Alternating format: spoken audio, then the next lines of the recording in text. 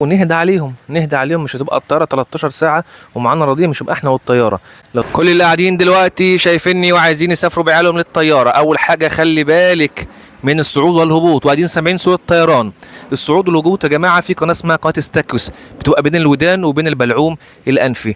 دي اللي بتعادل الضغط بين بره وبين جوه. لما بنطلع او ننزل بتلاقي الضغط زاد قوي على الودان. محتاجين نعادل الضغط. بنعمل ايه؟ لو رضيع يرضع طبيعي او صناعي. فوق شويه ممكن ياكل مصاصه 3 4 سنين. اكبر من 5 سنين ممكن ياكل لبانه. خلاص، ده رقم واحد. رقم اتنين يكون معاكي مسكن، سواء ماده الايه، ماده الباراسيتامول او الايبيبروفين. تالت حاجه لو سمحت ادي سوائل لطفلك كتير في الطياره، خاصه لو رحله طويله.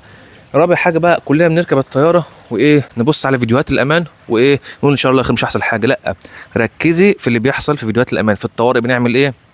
الاكسجين بينزل بنحطه ايه، باب الطوارئ اللي بينزل لو احنا فوق بحر. ركزي في الكلام ده، ولادنا امانه ومسؤوليه. طيب برضو عايز افكرك بالشنطه، يكون فيها البامبرز، يكون فيها الكريم، يكون فيها اللبن. بعد الطيارات ما بتطلعش غير 50 مللي بس سوائل معاك الطياره. قولي لو سمحت انا معايا رضيع، باخد اللبن بتاعه او تاخدي الببرونه بتاعته. اخر حاجه عايز اقولها يا جماعه، وانتوا بتسافروا مع اطفالكم نهدى عليهم، نهدى عليهم. مش هتبقى الطياره 13 ساعه ومعانا رضيع، مش هيبقى احنا والطياره.